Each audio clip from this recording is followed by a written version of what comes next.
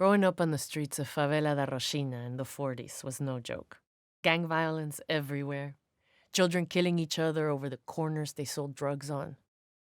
Among the street kids, 22 was considered old age. Most didn't make it that far. Me? I got lucky.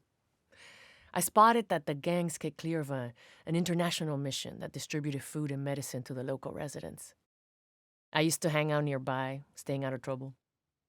They noticed me, and soon I was helping out, guiding them through the streets to make deliveries. They took me in and gave me a pretty good education. Gave me the chance to make something of myself. Without them, man, I doubt I would have seen my 18th birthday. The mission was in the tallest building in the neighborhood. It was made of brick and was there well before the shanty town that grew up around it. From the roof, I could see for miles, could watch the 500,000 residents of Rochina going about their lives in the streets below. I loved spending my evenings watching them move around, learning the patterns that ebb and flow in crowds, you know? I'd move across the rooftops, following people who'd caught my eye, predicting where they were headed and getting ahead of them before acquiring them again. I got good at finding my way around, too. I was fearless, jumping from roof to roof without a thought I might screw up and fall into the streets below. I felt good up there, invincible even. That's when you relax. That's when you stop paying attention. And that's when you make mistakes. One night, I was following one of my targets across town. A bunch of rich city kids out in the favela looking for kicks. I lost them. I was so intent on finding them, I stopped paying attention to where I was. Ended up deep inside the territory of the most notorious drug gang in Rochina.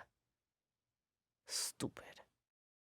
I saw a bunch of gangbangers on the street below, holding pistols on some rival kids that they had on their knees. Pop, pop, pop. They executed them right there. I must have made a sound. They looked up, saw me, started shouting. Man, I booked it out of there so fast as I could. I could hear them chasing me. I had to lose them, you know? I jumped roof to roof, bullets burning past me. I kept trying to keep cover between us. I was sure I was gonna die. Then it came to me what I had to do if I wanted to live. I'd lost track of where I was. Maybe they'd do the same.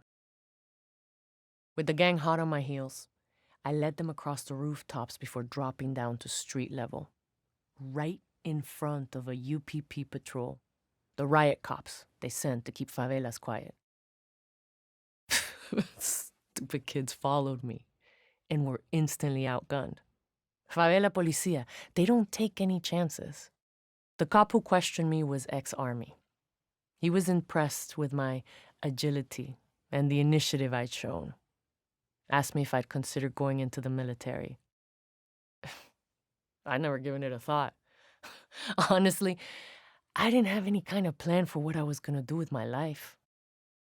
So on my 18th birthday, armed with a letter of recommendation from the cop, I turned up at a recruitment office.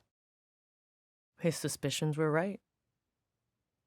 The skills I'd learned on the rooftops of the favela got me selected for Spec Ops training. 10 years later, I'm Winslow Accord's Special Forces, currently serving alongside the ZDF in Zurich. Not bad for a kid from the streets, huh?